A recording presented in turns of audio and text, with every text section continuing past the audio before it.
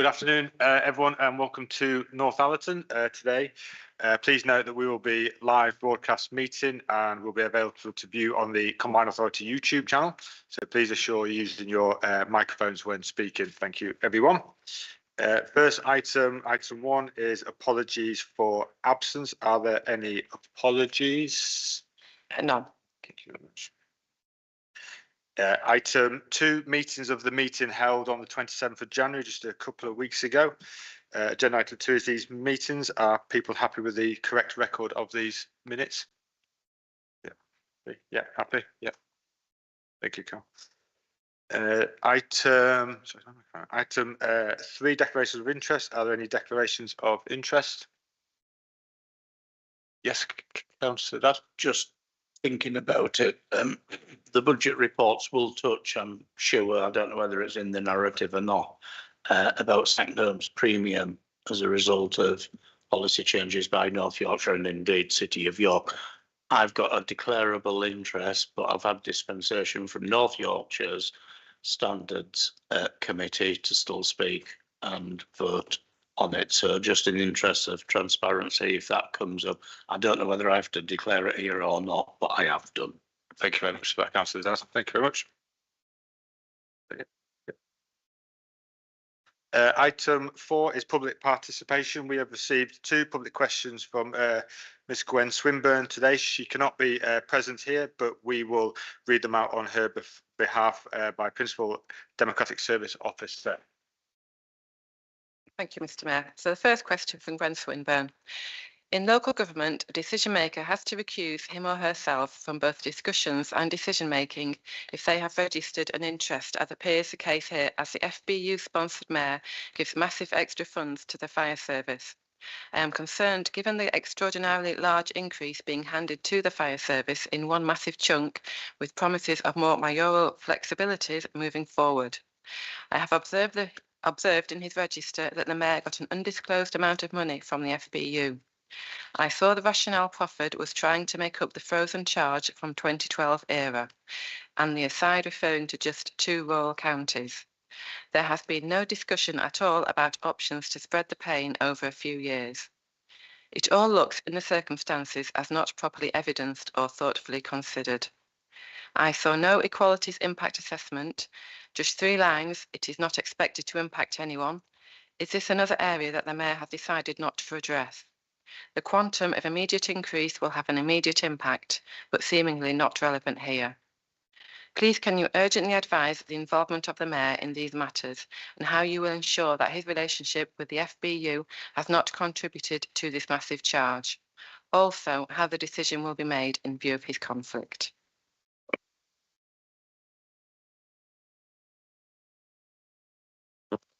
Thank you for the first question there, Ms Gwen Swinburne. Well, I'll hand over to Marshal Officer Rachel Anthony just to answer the first part, and then I'll take the second part of it. Thank you.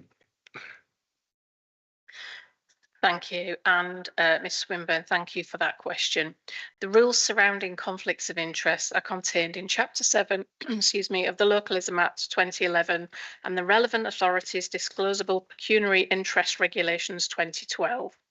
The Act requires the Mayor to notify the monitoring officer of any disclosable pecuniary interest. Regulations explain that such interest must include, amongst others, sponsorship, any payment or provision of any other financial benefit other than from the relevant authority, made or provided within the relevant period in respect of any expenses incurred by the member or the Mayor in carrying out duties as a member, or towards the election expenses of the member or mayor. This includes any payment or financial benefit from a trade union within the meaning of the Trade Union and Labour Relations Consolidation Act 1992. It's not a requirement for the amount to be disclosed, only that such a payment has been made. The mayor or any member may not participate in any discussion or participate in any vote at a meeting on a matter in which they have a disclosable pecuniary interest. The mayor fulfilled his duty by duly registering an interest in respect of sponsorship received by the Fire Brigade Union towards election expenses prior to taking up office. Upon the mayor seeking the monitoring officer's advice on this matter prior to this meeting, it's considered that the mayor is not precluded from participating in this discussion for the following reasons. The sponsorship was provided by the Fire Brigade Union, not North Yorkshire Fire and Rescue Service. Therefore, there is no direct relation between the interest declared and the matter being discussed. The fire and rescue element of the precept is a general function of the combined authority exercisable only by the Mayor. The process for approval of the Mayor's general functions, budgets and precept is a statutory process set out in the Combined Authorities Finance Order 2017. The Mayor is proposing a budget that's subject to approval or veto by the Combined Authority members other than the Mayor. The Mayor will not vote on this matter. Is there anything you wish to add, Mayor? Thank you very much for that, Rachel. Yes, thank you, Ms Swinburne, for the question. Any donations received during my election were declared in the usual way to the Electoral Commission and to the Combined Authority, which are available on the website. Firefighter salaries are negotiated nationally and are on an operational matter with no involvement or influence from either myself as Mayor or the Deputy Mayor for Policing, Fire and Crime. The history of underfunding our fire service dates back to about 2011. Generated what is now about £21 million hole in the budget, putting our service at serious risk of insolvency. These issues were raised by the Police and Fire and Crime panel with ministers as recently as last year. Responsibility for the fire and rescue service budget now rests with the Mayoral Combined Authority, enabling us to set a precept that addresses this underfunding. The precept proposals underwent a public consultation and have been scrutinised by North Yorkshire Police, Fire and Crime panel, the Combined Authority Overview Scrutiny Committee and the meeting of the Combined Authority last week. The only priority for me is recommending this precept and budget to the Combined Authority to make sure our public and firefighters are safe, both of which will be at risk of underfunded or insolvent service. Thank you very much for the question.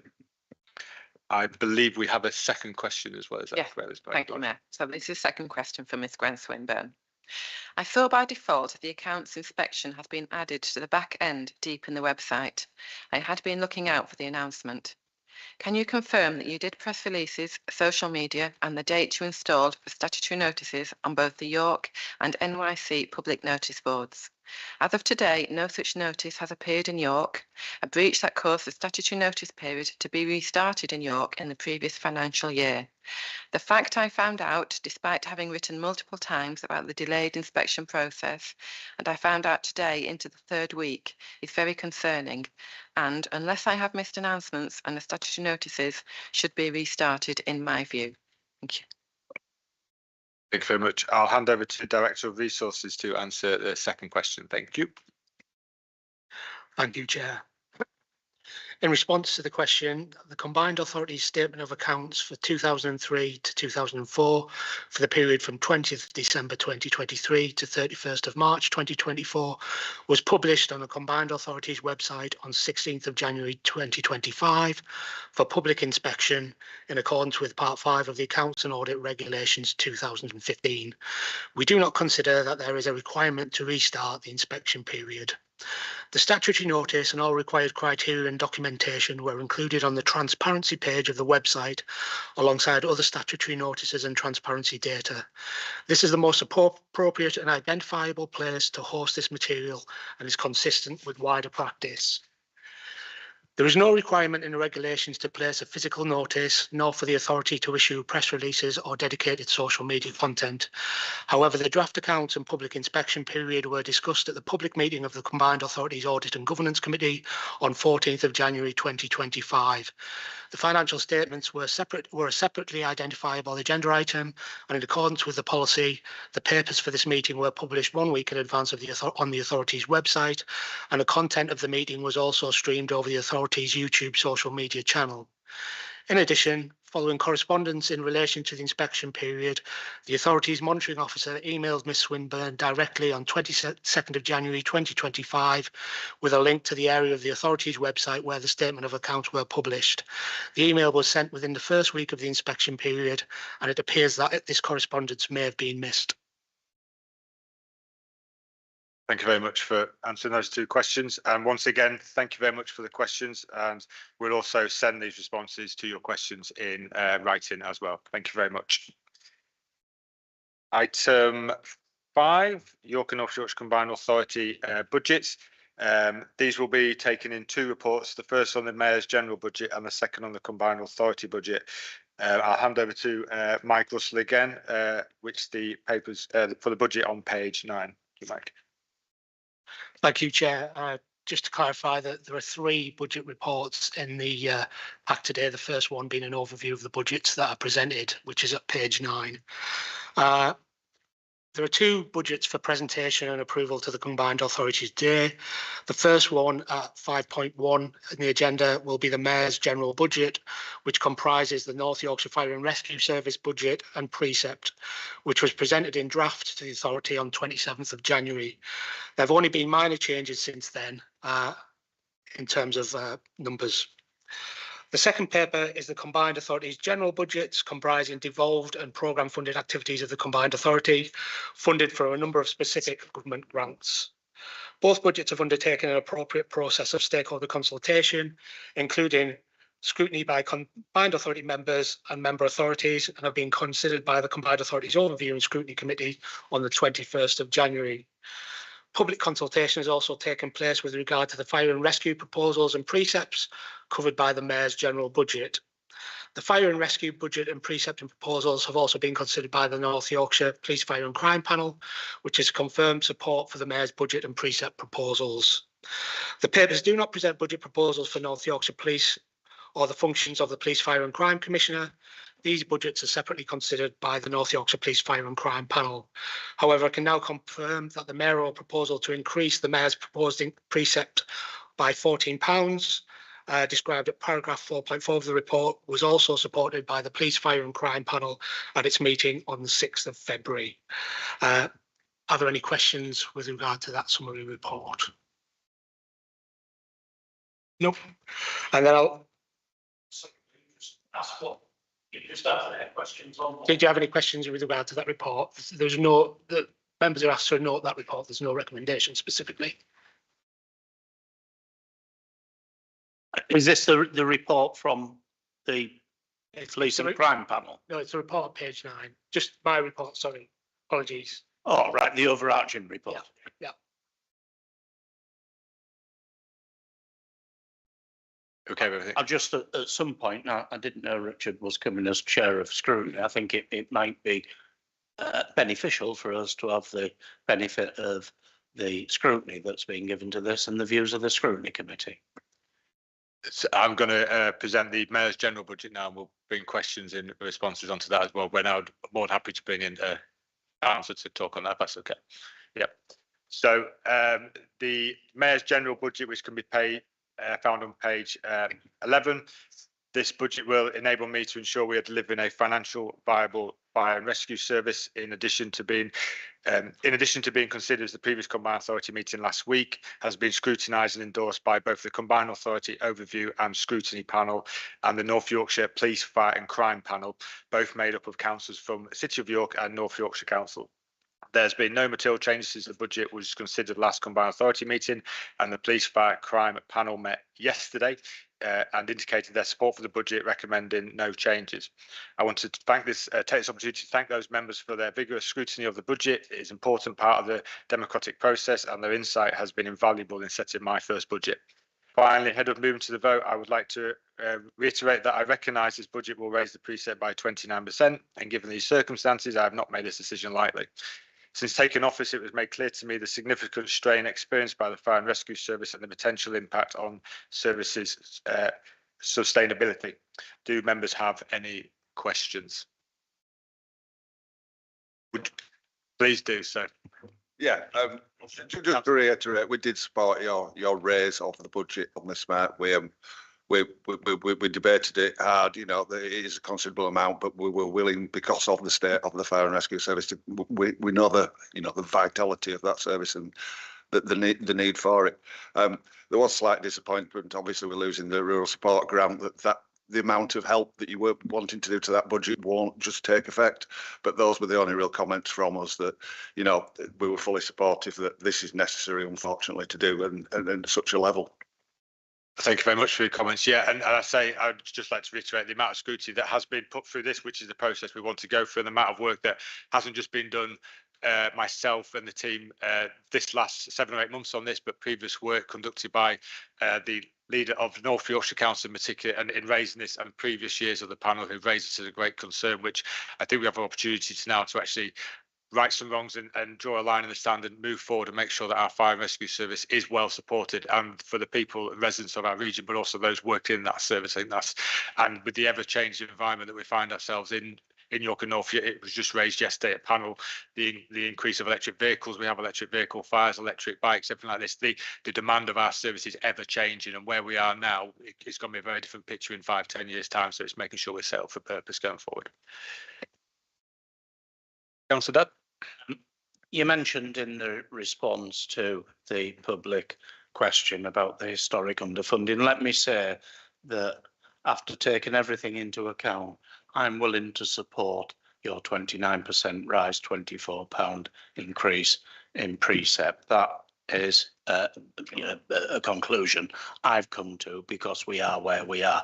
But you did mention historic underfunding, and that is absolutely accepted. But I notice in the police and crime panel's narrative around their support, they are to write to the government over rural services grants removal that had a devastating effect, quite frankly, on North Yorkshire Council. And I think from memory, without flicking back through the papers, has had a hit to the fire service of 700k. Are you willing, Mayor, given that we understand the situation we're in now, that's been exasperated by that and other measures in the government's budget, to support North Yorkshire in its call for a review of that rural services grant removal, specifically given the nature of North Yorkshire's topography and geography?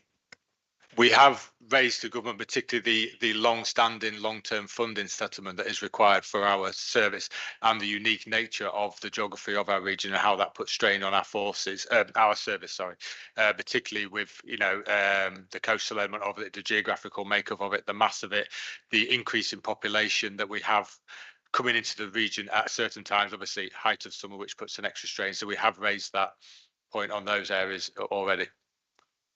So can I ask, did you specifically mention, because it's something that's quite clear to government with what they were doing in the removal of the rural services grant, has that been expressly stated as an area of concern rather than just the general narrative? That specific point on that specific point wasn't raised in that, no.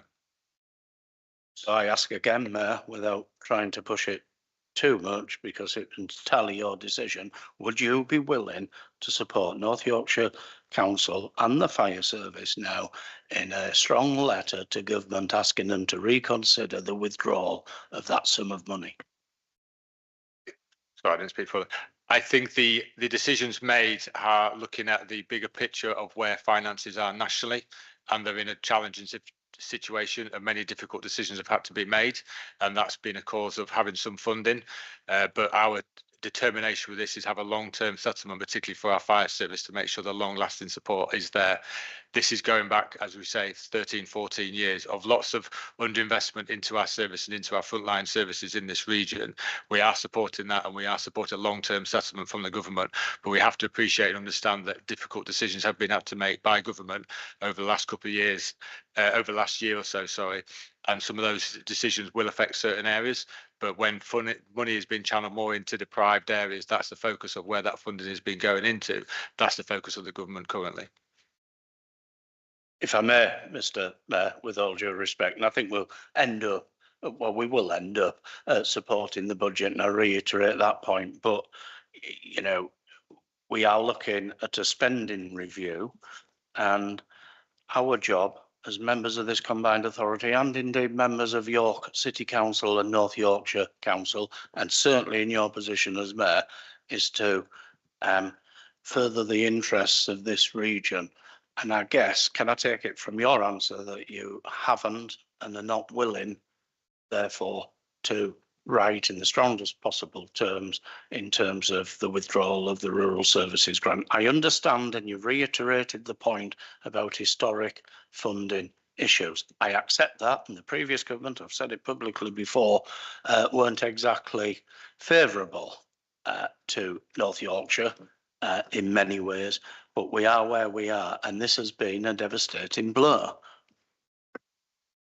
And I understand your concerns, and I say my concern is making sure we have long-term support for our services in our region. That's why we have written to government to raise the concerns we have, particularly around the geographical makeup of the region, the increase in population coming into the region, the challenges we face in terms of increased flooding, and understanding that we need that long-term settlement to have the long-term security of our fire and rescue services.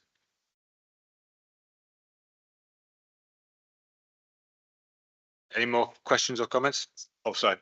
Would you like to come in there, Councillor? Yeah, thank you, Mayor. Probably just a word of caution. It might be inappropriate for the combined authority to comment on this matter, given the legal proceedings that are currently underway. We certainly wouldn't want to prejudice the outcome of any such proceedings. It would also be quite interesting, I think, to understand, hearing what Councillor Dadd is saying, what impact this reduction has had on their level of reserves for North Yorkshire County Council, where those reserves are now, and how much of those are now being used up to make up the shortfall. Thank you, Councillor Kilburn. Can I just say one thing? We're not going to spend hours going tit for tat back and forth. I'm happy for you to come in, Gareth, but let's keep this. Remember, we're at a public meeting with public watching. Okay, thank you very much. Yeah, I don't think it's appropriate for us to be discussing, the budget debate that will ensue at North Yorkshire Council next week. But I'll just remind Councillor Kilburn, we are not in a legal process at this stage. North Yorkshire Council, of which the Mayor will get a copy, has issued a letter before action. So there's nothing prejudicial about any debate around rural services grant, which has been, and I repeat, a massive blow. Thank you very much, Councillor Dadd. Oh, any more questions for any more comments? No, thank you. This will be slightly different. This will be a named vote. Elizabeth will undertake a named vote, and I cannot vote. So it's down to members there. Thank you very much. And then to you. Thank you. I've got a move and seconder before we moved. Thank you. Thank you. Okay, right. So I'll read each name in turn, if you please, respond for, against, or abstain. Thank you. Councillor Gareth Dadd. For. Thank you. Councillor Claire Douglas. For. Councillor Peter Kilbane. For. Councillor Carl Les. For. And that's carried unanimously. Thank you. Thank you, everyone. Thank you, Elizabeth, for that. And thank you, just a slight thank you as well to all members and officers who have been involved in that as well. It's been a huge piece of work, so thank you, everyone, for the time. Then just moving on to the second part of the report, which is on page 32, which is the Combined Authority General Budget. And I'll ask Mike Russell to speak on this. Thank you, Mike. Thank you, Chair. So this paper at 5.2 of your pack covers the Combined Authority General Budgets, which are activities funded by devolved government funding and grants. The recommendations are placed at section 2, which is to approve the Combined Authority budgets for 2025-26, and alongside the budget, approve acceptance of grant funding as detailed in section 4, and approve the use of carried-in reserves as set out in section 9 of the report. In terms of background, the budget has been prepared based on known and approved funding streams received and receivable to date. We've set a balanced budget showing a significant acceleration of activity due to increases in funding into next year. The budget utilises £17 million worth of brought forward reserves and capital grants received in advance of delivery in order to achieve its aims. The overview table of the budget is presented at table 3.5 in the report, and overall expenditure is set to increase by £160 million, or £260 million from £32 million in 2024-25. Overall, it's a £128 million increase. Additional expenditure is driven by a significant increase in funding. This includes new transport settlements, adult skills funding, and shared prosperity fund receipts, which have been passed to the Combined Authority as a result of devolution. These and other new funding streams are detailed in section 4 of the paper. In terms of core operating costs, the budget shows an overall core cost will reduce by 0.9 million compared to 24-25. This net reduction is a combination of a reduction in non-recurring election and set-up costs of 2.3 million in 24-25, which have been removed from the budget because they're no longer needed. And those savings are partly offset by an overall increase in staffing and other core overheads of around 1.4 million necessary to support the growth in activity demonstrated in the budget report.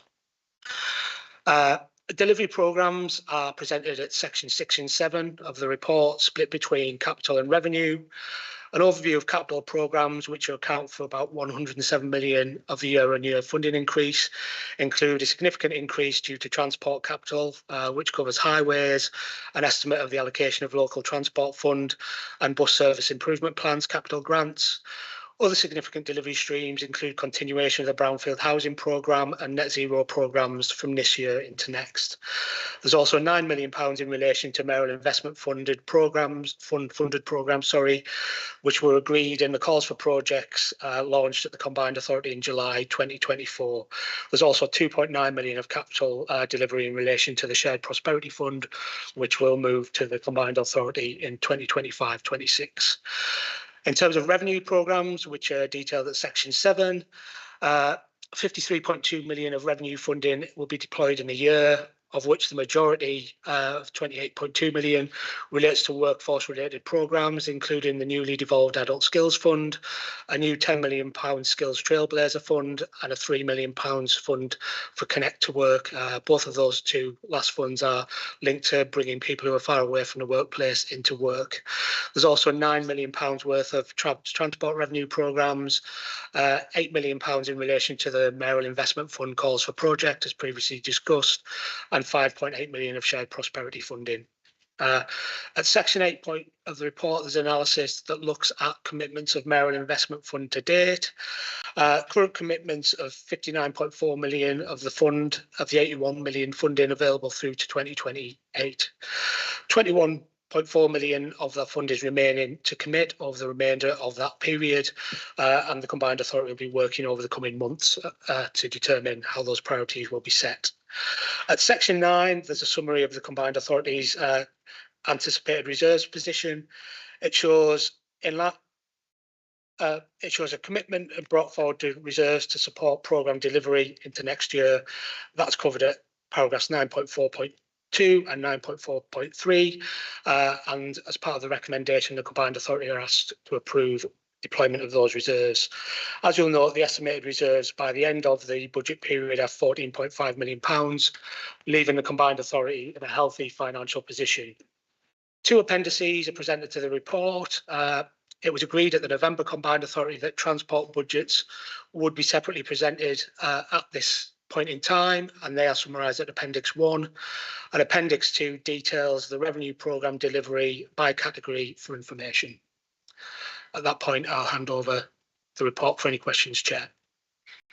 Thank you very much for Mike, and say I just wanted to add a piece into there. This has been a huge amount of work as well, Mike, so thank you very much for that. And obviously this budget sets out the plans for the upcoming year, including vital funding for economic development, roads, transport, skills and housing. So I think it's a really positive piece of work, Michael. Thank you very much for everything you've done. It's been an extraordinary amount of work. Any questions for Michael on that at all? Happy? Yep. So again, this is a name vote again. I believe that's correct, Elizabeth. So I can vote this time, which is quite nice. So would you like to request go some? Yeah. Sorry, I should. Didn't know whether we were ready to speak or not. This is, of course, your first budget. You were elected on a mandate to deliver. This is your plan to begin that delivery, and therefore, I think there's lots of exciting things in it. To be fair, especially the housing brownfield site and some of the capital schemes. Therefore, I'm happy to support it. But of course, the proof will be in the delivery. I couldn't agree more. we're not here to do things by house. We actually want to deliver for York and North Yorkshire and the people in it. That's why I'm doing this job, and that's why I'm glad so much work has been done to do this. And I think already so far on delivery, as you said, brownfield, we've already got quite a lot of money out the door there. The fact we've been given a trailblazer for the skills, I think, is a really good opportunity for the combined authority to show that we are in a really good place, and that skills has already been driving forward really well on that as well. The £27.5 million worth of funds that we all agreed on that have gone out the door this week and one in March. So we are already on that ground. I think we're in a really good place to combine authority and in a real opportunity to really drive on. And I think it's the working that we've had with officers from both sides, with yourself and members around the table, has got us into this good place so far. And I long hope that continues and we can get some more money out the door over the next couple of years. Councillor Postlett. Just sort of to say, we're again scrutinising this budget, but again, we're new like you. So we haven't really got into scrutinising yet, and it will be interesting to scrutinise these projects as they come forward and make fruition on the money spent. So we'll look forward to scrutinising you. I won't lie, it feels like you know how to scrutinise already. Yeah, but in all fairness, that's what we want. You know, that's what we want. That's what we're here to do. We want to come to you with reports, with papers, and say, you know, how's this looking? What's, you know, and I said I did offer last time. I know it's been taken up. I'd like to come to more of those over meetings if you'd like me there, so we can actually have more of that say into what I want to do as well. Because obviously there's very much the officer element, but then there'll be areas that I can speak on that they can't speak on, and vice versa. So I'm more than happy to free that time up if that would help you going forward as well. Yeah, thank you. Where are we? Question vote. Okay, so again, it's a name vote again, and I can vote on this time. So do we have to have a second and a mover, Elizabeth? So a seconder and a mover to begin with, Proposed. and then a name vote. Sorry. Okay, thank you. So again, I'll read each name in turn if you respond for, against, or abstain. So Mayor David Scaife. For. Thank you. Councillor Gareth Dadd. For. Councillor Claire Douglas. For. Councillor Peter Kilbane. For. Councillor Carl Les. For. Right, thank you. That's carried unanimously. Thank you. Thank you, and thank you everyone for that. So that's ties up agenda item 5. Item 6, any urgent business? We don't have any urgent business, I don't believe. So that will call the meeting to an end on there. Thank you everyone in attendance here and for the thousands at home. Next meeting will be Friday 7th of March at 3 p.m.